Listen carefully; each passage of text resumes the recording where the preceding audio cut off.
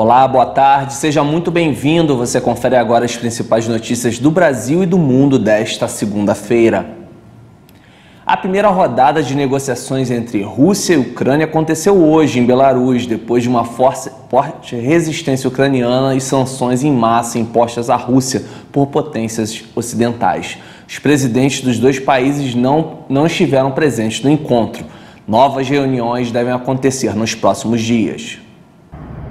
A informação foi divulgada pela agência de notícias bielorrussa Belta. Antes do início da reunião, o presidente ucraniano Volodymyr Zelensky pediu um cessar-fogo imediato e a retirada das tropas russas. As conversas ocorrem depois de uma forte resistência ucraniana e sanções em massa impostas à Rússia por potências ocidentais. Do lado russo, a missão diplomática é liderada pelo conselheiro do Kremlin, Vladimir Medinsky, enquanto a Ucrânia enviou o ministro da Defesa, Alexei Reznikov. A Rússia preferiu não antecipar os posicionamentos para a conversa, por considerar que as negociações devem ser feitas em silêncio. O encontro acontece em uma das residências do presidente bielorrusso, Alexander Lukashenko, na região de Gomel, perto da fronteira com a Ucrânia.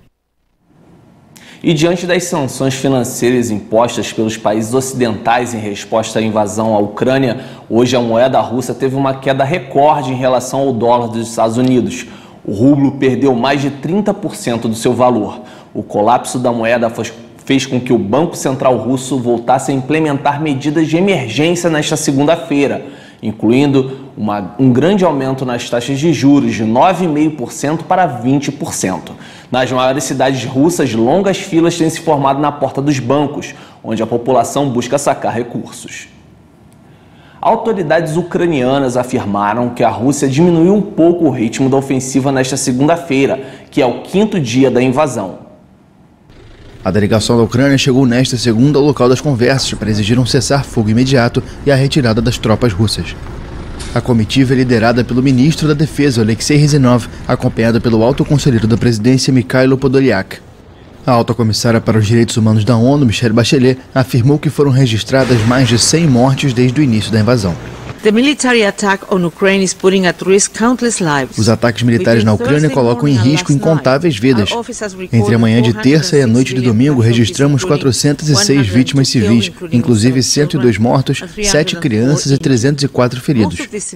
A maioria desses civis foi atingida por armas explosivas com uma grande era de impacto, inclusive bombardeios de artilharia pesada, lançamento de mísseis e ataques aéreos. Os números reais, temo, são consideravelmente mais altos.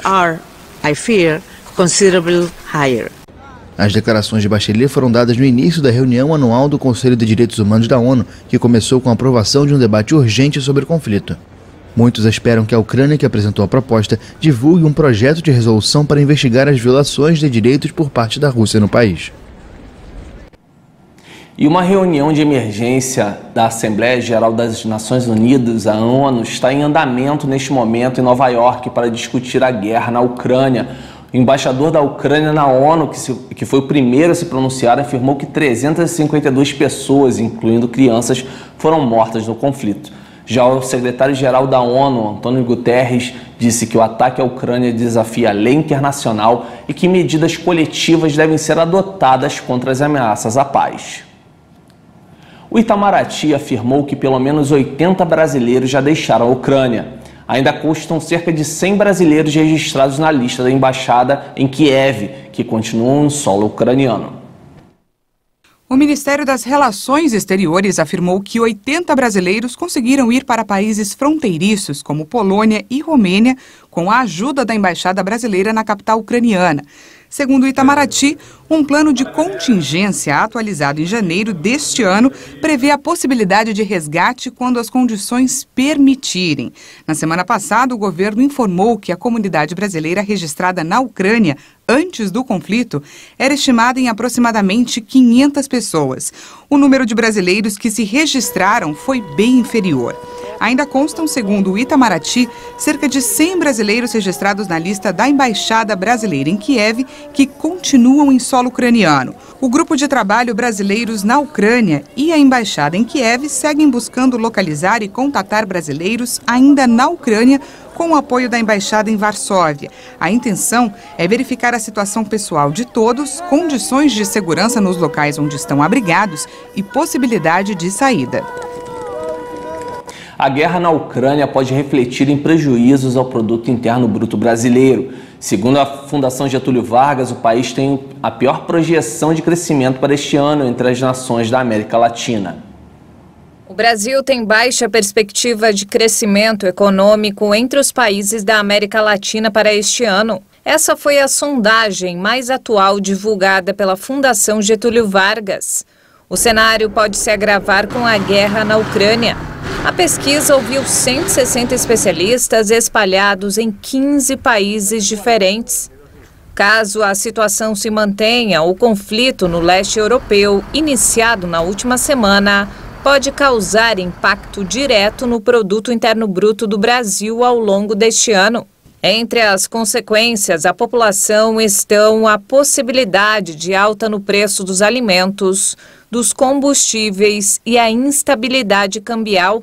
O Brasil registrou queda do PIB entre o quarto trimestre de 2021 e o primeiro de 2022, saindo de 54,5 pontos para quase 15,5 pontos, ficando com o menor índice entre as nações da América Latina. Outro aspecto da economia brasileira que pode ser impactado pela guerra é o preço dos alimentos. A Rússia e a Ucrânia estão entre os principais produtores mundiais de trigo. O medo da escassez de produtos assusta o mercado econômico. As incertezas podem contribuir para aumentar a inflação.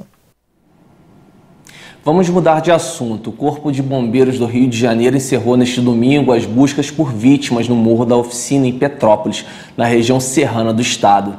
No local foram encontrados 93 mortos. A missão registrou mais de 100 pontos de buscas, envolvendo mais de 500 bombeiros locais, 140 de outros estados e 50 cães farejadores. Os militares permanecem trabalhando na Chácara Flora, em que buscam 2 pessoas, e ainda fazem varredura nos rios da cidade, em que 3 vítimas desapareceram. A corporação trabalhou desde 15 de fevereiro nas operações de busca das vítimas das fortes chuvas que atingiram a cidade. E voltando a falar do conflito militar na Europa, milhares foram às ruas de diferentes cidades da Europa para pedir pelo fim da incursão russa na Ucrânia. Em Moscou, manifestantes foram detidos. Mais protestos contra a invasão russa da Ucrânia foram registrados em diferentes países neste domingo. Em Berlim, pelo menos 100 mil pessoas foram às ruas em solidariedade aos ucranianos, de acordo com autoridades. Organizadores do ato na Alemanha falaram em mais de 500 mil de participantes.